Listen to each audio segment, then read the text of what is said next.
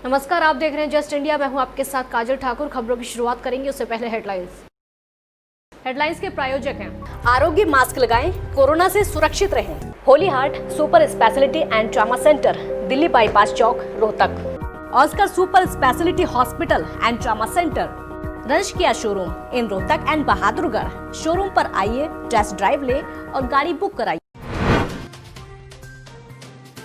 विश्व युवा कौशल दिवस पर पीएम मोदी ने किया संबोधित। बोले, स्किल लोगों की जरूरत, अपने स्किल बढ़ाने का कोई भी मौका ना जाने दें। संक्रमितों में दुनिया भर में तीसरे नंबर पर भारत। हरियाणा में 691 नए मामले आए सामने। प्रदेश में संक्रमितों का आंकड़ा 22,930। पंचकुला में सीएम मनोहर लाल ने किया रोजगार भवन का उद्घाटन। पौधा लगाकर रोजगार भवन का किया उद्घाटन। डिप्टी सीएम समेत कई मंत्री रहे मौजूद।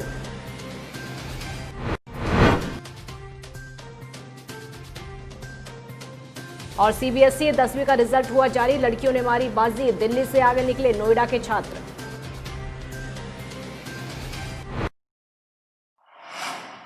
प्रधानमंत्री नरेंद्र मोदी आज विश्व युवा कौशल दिवस के मौके पर लोगों को उन्होंने संबोधित किया। पीएम मोदी ने कहा कि कोरोना के इस संकट ने वर्ल्ड कल्चर के साथ ही नेचर ऑफ जॉब को भी बदल कर के रख दिया है। बदलती हुई नित्य नूतन टेक्नोलॉजी ने भी उस पर प्रभाव पैदा किया है। स्किल की ये जो ताकत है, इंसान को कहां से कहां तक पहुंचा सकती है।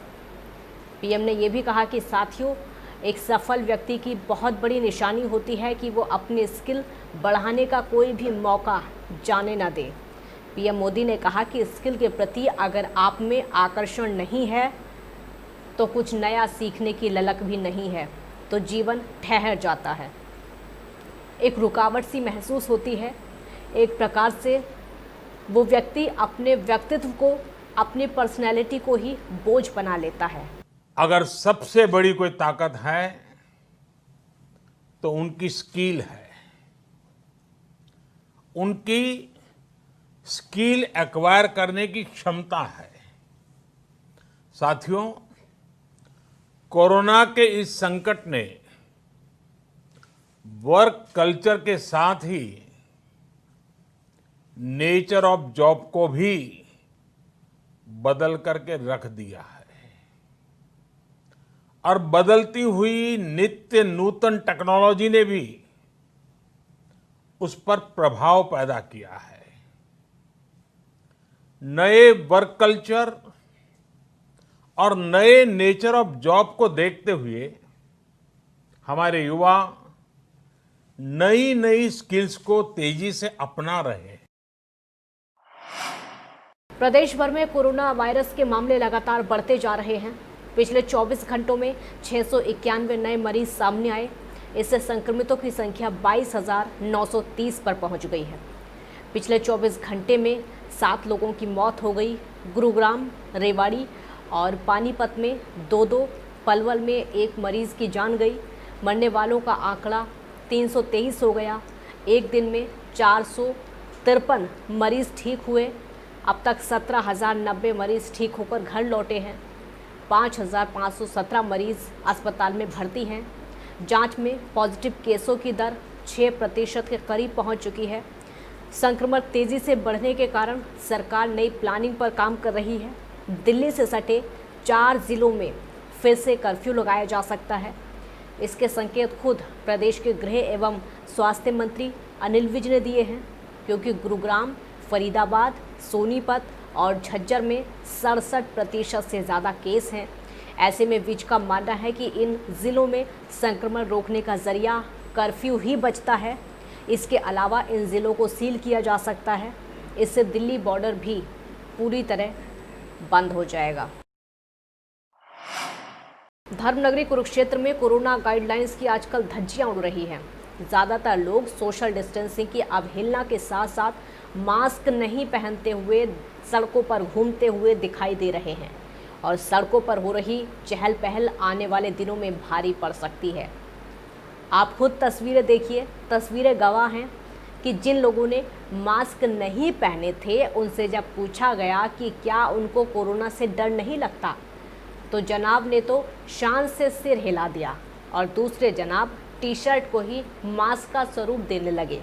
इस बारे में जागरूक नागरिक जब सामने आए और कुछ दुकानदार वहां पर मिले तो उनका कहना है कि देश में कोरोना के मरीजों की संख्या लगातार बढ़ती जा रही है और अभी फ़िलहाल भारत तीसरे नंबर पर है, लेकिन जिस तेज़ी से संख्या बढ़ रही है उससे लगता है कि ये रफ्तार रुकने वाली फ़िलहाल नहीं है। उन्होंने मांग की है कि सरकार को दोबारा से लॉकडाउन के बारे में गंभीरता से सोचना चाहिए। उनका ये भी कहना है कि चालान का खौफ है और उनकी लापरवाही तो दिन ब दिन बढ़ती जा रही है। जो जिस रफ्तार से ये बढ़ रहा है तो इसमें हमें गवर्नमेंट के साथ साथ पब्लिक को भी पूरा ध्यान देना पड़ेगा। मास्क लगा के रखने पड़ेंगे, सैनिटाइज़र कराना पड़ेगा, पूरा इसके ऊपर एहतियात मतलब बरतना पड़ेगा। तो और यहाँ तक कि मैं गवर्नमेंट को भी ये कहूँगा, यदि दोबारा लॉकडाउन की ज़रूरत है तो दोबारा लॉकडाउन भी किया जाए, क्योंकि इस बीमारी को कंट्रोल करने के लिए ज़्यादा से ज़्यादा मतलब स्ट्रिक्टनेस की ज़रूरत है। पब्लिक जो है अनदेखा कर रहे हैं, देखा देखी में लोग मास्क को नहीं डाल रहे और मार्केट में ऐसे ही निकल रहे हैं। और तो और मंडी होगी, सब्जी मंडी होगी, बस स्टैंड हो गया, इधर उधर रेलवे रोड, इधर उधर सब जगह मतलब पुलिस सब फिर भी नाके पे खड़ी है और चालान काट रही है और पब्लिक जो है इस चीज़ को भी देखते हुए इग्नोर कर रही है। और जो हमारा भारत है वो तीसरे नंबर पे आ चुका है और आगे भी बढ़ सकता है, इसलिए ज़रूरी है कि पब्लिक को मास्क लगा के। पंचकुला में आज हरियाणा के मुख्यमंत्री मनोहर लाल 3 बड़ी परियोजनाओं का उद्घाटन करके जनता को उन्होंने समर्पित किया। और आपको बता दें कि मुख्यमंत्री ने सेक्टर 14 में तैयार किए गए रोजगार भवन का उद्घाटन किया। इसके अलावा मुख्यमंत्री ने रोजगार पोर्टल और मिस्त्री हरियाणा पोर्टल के अलावा निम्बवाला गांव में रूड़ नदी पर नवनिर्मित पुल भी जनता को समर्पित किया। आपको बता दें कि सेक्टर 14 में ये रोजगार भवन लगभग 9.51 करोड़ रुपए की लागत से बनाया गया है। आने वाले समय में युवाओं को जॉब दिलाने में ये मददगार साबित होगा। रोजगार भवन में युवा जॉब हासिल करने के लिए रजिस्ट्रेशन करा सकेंगे। यहाँ वो कई विभागों, बोर्ड, कॉरपोरेशन और अन्य इंस्टीट्यूशंस में निकाली गई जॉब के बारे में भी जानकारी प्राप्त कर सकते हैं। रोजगार भवन सेक्टर 14 में ITI के साथ वो उसको बनाया गया है। इस मौके पर उप मुख्यमंत्री दुष्यंत चौटाला, केंद्रीय जल शक्ति एवं सामाजिक न्याय एवं अधिकारिता राज्य मंत्री रतनलाल कटारिया, हरियाणा विधानसभा अध्यक्ष ज्ञानचंद गुप्ता, हरियाणा कौशल विकास एवं औद्योगिक प्रशिक्षण मंत्री मूलचंद शर्मा और हरियाणा श्रम एवं रोजगार राज्य मंत्री अनूप धानक समेत प्रशासनिक अधिकारी मौजूद रहे।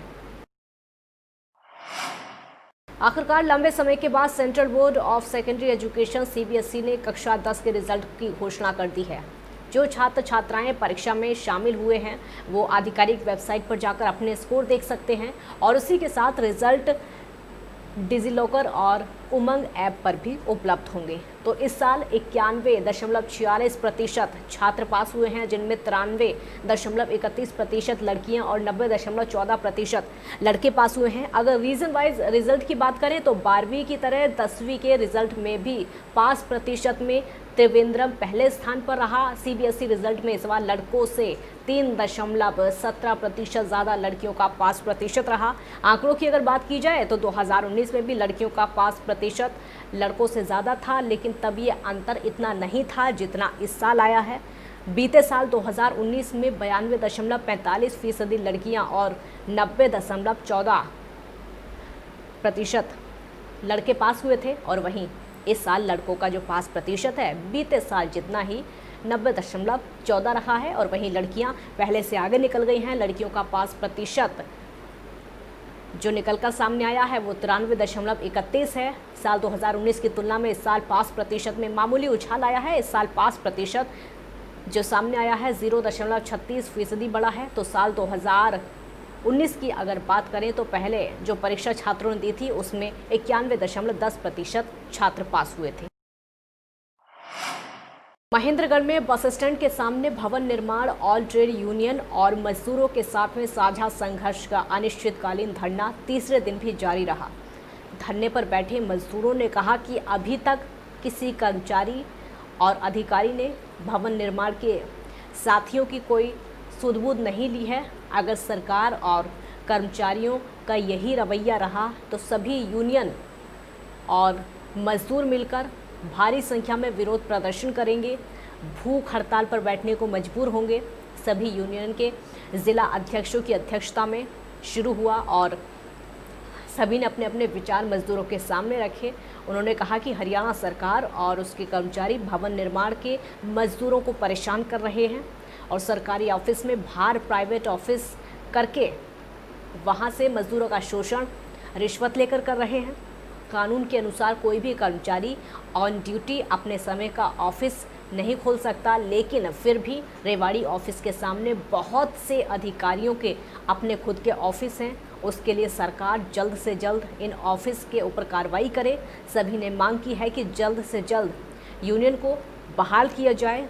जितने भी छात्रवृत्ति में फॉर्म रद्द हुए थे उनको तुरंत प्रभाव से बहाल करके पैसा डाला जाए। लॉकडाउन में जिन मजदूरों के पैसे नहीं आए उन सभी मजदूरों का पैसा डाला जाए। यूनियनों को बाहर किया है, लेकिन हम आरटीआई लगाते हैं तो उसमें सरकार ने यूनियनों को बाहर आज तक भी नहीं किया है।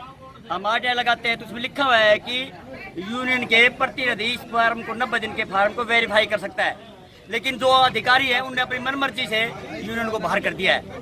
हम चाहते हैं कि यूनियनों को बहाल किया जाए 90 दिन के वेरीफाई के लिए, जैसे पहले होता था उसी तरह से यूनियनों को बहाल किया जाए। सही पूछो तो हरियाणा सरकार की जो बात करके चले 17-18 में 600 करोड़ रुपए इन्होंने मजदूरों को दिए। हम इसके लिए धन्यवाद करते हैं सरकार का, उसने 600 करोड़ रुपए बांटे। पर उन्होंने हाल ये कर दिया, जिस बच्चे को चॉकलेट का ज्ञान नहीं था कि चॉकलेट का टेस्ट कैसा होता है, इसी प्रकार मजदूरों को जब पैसा नहीं देना था तो इस बोर्ड का वोट बैंक के लिए इतना जोर शोर से उन्होंने उठाया 17-18 के अंदर। हरोंडा में डेरा संजय नगर से मुंडोगढ़ी घाट के पास यमुना नदी में नहाने गए 3 युवक नदी में डूब गए। युवकों के एक साथी ने हादसे की सूचना गांव में दी, जिसके बाद पुलिस मौके पर पहुंची। भारी संख्या में ग्रामीण भी मौके पर पहुंचे और आपको ये भी बता दें कि जब तलाश की गई तो ग्रामीणों ने तकरीबन 2 घंटे की खोजबीन के बाद 17 साल के संजू का शव नदी से बाहर निकाला, जबकि अन्य 2 युवकों की तलाश लगातार जारी है और रेस्क्यू ऑपरेशन वहां पर चल रहा है। ये अब जब डूब गए तो इनमें से एक लड़का वापस भाग गया, उसने जाके डेरे में हल्ला मचाया है कि बच्चे भी डूब गए। 2 तो 18 साल के, एक का पता नहीं मेरे को कितने साल की, 11वीं क्लास में पढ़ता था। 11वीं क्लास में पढ़ता था। एक का नाम संजू है, उसका सभी मेरा लड़का, उसका नाम मनोज कोई पता नहीं कौन कौन आया था नहाने के लिए, कितने बच्चे आए थे? पता है मेरे को, बता के मैं आने दे होता। मेरा बेटा कभी आता ही नहीं बाहर। तो अभी कितने बच्चे गायब हुए हैं? 3 गायब, एक निकला है बाहर, एक क्लास आ गई बाहर, 2 तो मिले नहीं। 6 लड़के थे जो संजय नगर डेरा से बिलोंग करते थे। तो दिन में वो यमुना में नहाने के लिए आए थे, जिसमें से 3 लड़के थे, संजू, मनोज और अमित। वो नहाते नहाते इसमें यमुना में डूब गए। 3 लड़के बच के। उन्होंने बताया कि यहाँ डूब गया, जिनमें से एक लड़का संजू जिसकी डेड बॉडी मिल चुकी है, बाकी 2 की तलाश जारी। खबरों के प्रायोजक थे Pramod trading company, tiles, sanitary ware, Ghanipura, Jhajjar road, Rohtak. Asian colour coated स्पात limited. Be Fast Fit, India's fastest growing fitness chain, now at Rohtak D Park. Corona महामारी से लड़ने के लिए आरोग्य मास्क लाया है आपके लिए सबसे आधुनिक मास्क। इसके साथ ही आपको मिलेगी आधुनिक PPE किट, वो भी बहुत ही सस्ते रेट पर। contact@arogyamask.com पर जाएं और हमसे संपर्क करें या फिर www.arogyamask.com से जुड़ें। इसके साथ ही आप हमें कॉल कर सकते हैं। हमारा पता है Anand international, plot number 181, sector 25, Panipat, Haryana. Holy Heart Super Speciality and Trauma Center. Modern healthcare facilities include cardiology and cardiothoracic surgeries, joint replacements, post-injury and trauma surgeries, orthopedic, laparoscopic and bariatric surgery, pulmonology, general medicine, gynecology, radiology, gastroenterology, nephrology. For more details, please contact Delhi Bypass Chowk, Vininagar, Rohtak. Our helpline 930-6722-176.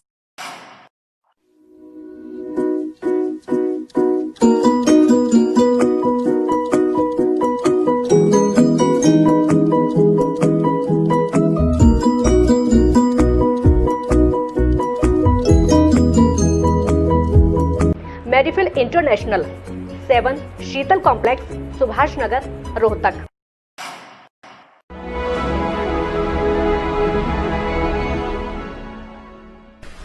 चाचा, आपने नया घर बनवाया है तो घर की छत पर कौन सी शीट लगवाई है? बेटा, मैंने अपने घर की छत पर एशियन शीट लगवाई है क्योंकि वो कभी न मिटने वाले ओरिजिनल निशान की चादरें हैं। साथ में ISI का चिन्ह, 5 साल की वारंटी के साथ साथ पैसों का सही मूल्य देने वाली वही इकलौती शीट्स हैं। क्योंकि नाम नहीं, पहचान जरूरी है। खबरों में फिलहाल इतना ही। देखते रहिए जस्ट इंडिया। नमस्कार।